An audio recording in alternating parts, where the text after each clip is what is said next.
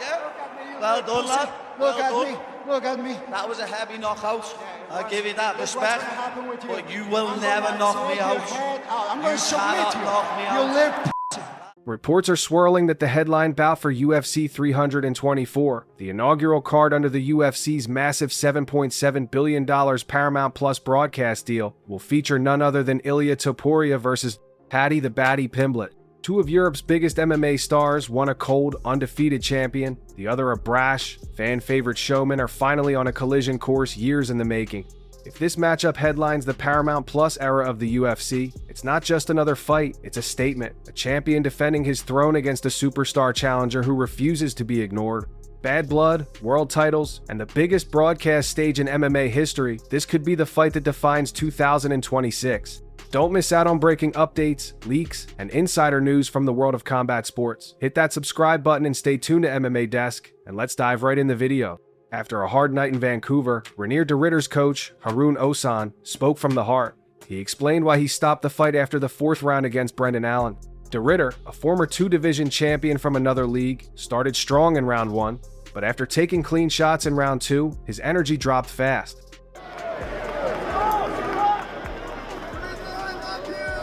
That's also Brendan. I know you spent some time with Coach Luke, because that's a massive loss for the mixed martial arts. By the end of round 4, his body language said he was fading. Osan said his first job is to protect his fighter, even when fans want more action. He didn't want Derritter to take damage he didn't need to take. Some people online called it quitting, but Osan didn't care about that noise. He said the line between bravery and danger can be thin in this sport. He took the blame for the towel and said there would be no excuses. The plan now is rest, heal, and come back smarter. He reminded everyone that fighters are real people, with families and lives outside the cage. Derritter is still one of Europe's top grapplers and a serious middleweight talent. One loss does not erase a whole career. Osan's message was simple: your health matters most. Live to fight another day, and return when your body and mind are ready. That kind of honesty is rare, but it shows care and leadership. Joe Rogan added fuel to a wild idea that has the fight world buzzing: Alex Pereira versus John Jones on a special stage. He pictured a catchweight fight around 225 pounds, not even for a title, just for the bragging rights of being the baddest man alive.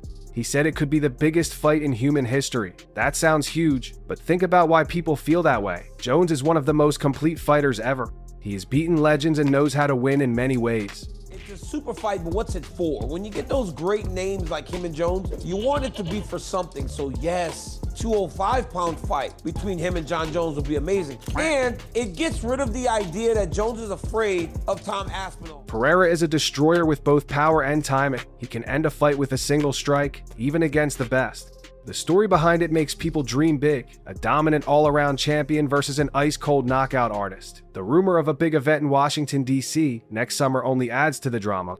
Would Jones return from a layoff for something this big? Would Dana White push for it? Some say it's just talk, but talk like this moves fans. It gets fighters thinking and training.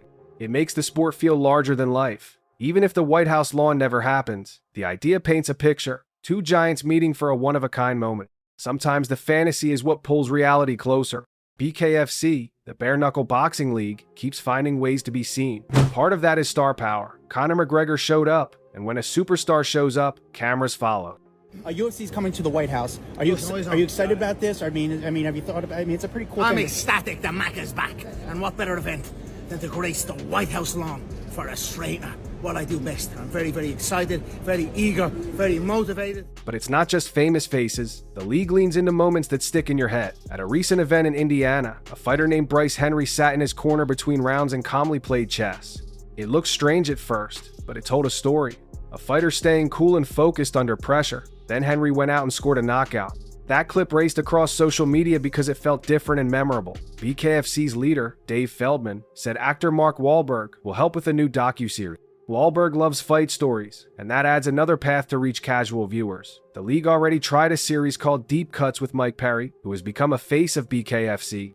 The new project could bring more eyes, more sponsors, and more big names. BKFC's plan is clear: mix high-intensity fights with colorful personalities and stories you can share in a short video. In a crowded fight world, attention is currency. BKFC wants to earn it with knockouts, characters, and smart media moves. What's the crack? You enjoying yourself at the bare knuckle? What do you think of the press conference? What do you think of the buzz? It's the electricity, the vision. this is for real, bro. I don't miss. I haven't missed yet. I ain't missed yet. Mike Perry is a big part of that rise. He came from the UFC with a wild style, a thick chin, and a fearless attitude. In bare knuckle, those things matter even more. The gloves are gone, the space is tighter, and every punch can change everything. Perry embraced it and started winning fights that people rewatch. His victory over Jeremy Stephens was huge, not just because of the name value, but because of the way Perry fights. He pressures, he brawls smart, and he takes risks that pay off. When fans look for chaos and heart, Perry gives them both. That makes him a perfect headliner for BKFC shows and a strong main character in any behind-the-scenes series. People also talk about him possibly facing Conor McGregor one day. Maybe it never happens, but the fact that people can picture it shows how far Perry has pushed his brand. He makes every event feel like a party with danger. When he wins, it feels inevitable. When he gets hit, you wonder how he's still standing. Either way, you cannot look away. That's why BKFC loves him and why his name keeps getting bigger. For sure, he needs to win one more fight. If he wins the fight, he can fight for the title. I will give him the opportunity to fight for the title because we have a history behind, so it's going to be a massive fight. The tension between Ilia Topuria and Paddy Pimblett has been cooking for years, and that long simmer makes the fight feel special. It began with a social media post that hit a nerve. It turned into a hallway fight where a hand sanitizer bottle was thrown. Security had to jump in back then, and even later at UFC 282, the two almost went at it again before their separate fights. That kind of personal history is rare in a sport that often relies on simple trash talk. This is deeper. The public sees the push and pull and wants a real answer in the cage. Now both men are in great positions. Topuria is a champion known for crisp boxing, strong grappling, and a calm mind in big moments. Pimblett is a fan magnet who brings energy, bold words, and highlight wins. His team says he's training hard, with sparring, lifting, and recovery all dialed in. Paddy Pimblett did come in the cage tonight. Is that the fight that you want more than anything else? Yes. Yes, that's the fight that I want. Fans can feel that both want this. You can imagine the walkouts, the chants, the stare down, and the first exchange. Old anger mixed with new goals turns a fight into an event. That's why people keep asking, is this really happening next? Ilia Topuria's record makes him the favorite in almost any matchup. He fought top names and didn't just win. He made many of those wins look clear and sharp. His style is simple to explain but hard to stop. On the feet, he is patient, uses clean boxing, and doesn't waste motion. On the ground, he stays heavy and hunts for control and damage. He has shown power that can end fights and defense that avoids danger. Beating champions like Alexander Volkanovski and Charles Oliveira built his aura. Doing it while staying undefeated built the myth even more. Some fighters panic when lights are bright. Topuria seems to grow calmer, like the noise helps him focus. When a man like that wears a belt, other fighters don't just see gold. They see a puzzle with no easy answer. That's why people call him pound for pound material. He makes the sport look like a craft, and he makes very good opponents look ordinary. If he fights Pimblett next, many will pick him, but fights are written in real time, not on paper. That's what makes them worth watching. Paddy Pimblett has his own path that makes this story exciting. He came from Cage Warriors with a big crowd behind him and kept that crowd by winning and entertaining. He smiles, dances, jokes, and then tries to finish. He understands that fans want fun before and after the fight, not just during it. But behind the hair and the personality is real work. His training partner says he's sparring 2 times a week, lifting 2 times a week, and staying on recovery, like massage and mobility. That matters because the higher you climb, the smaller the mistakes can be. Pimblett admits he needs to keep improving his timing on the feet. He believes his grappling and scrambles can bother anyone. After beating Michael Chandler by TKO, he jumped in the rankings and started calling for Topuria by name. That takes courage, because champions don't give free chances. If he gets this title shot, it's because he earned attention and wins. Some will say he's not ready. Others will say he's the perfect wild card. Both sides will show up to watch. Something happened with you and Paddy, or yeah, something happened with you guys, right? Yeah. What was that all about? I saw the video. He said some stupid shit about Georgia, about my country.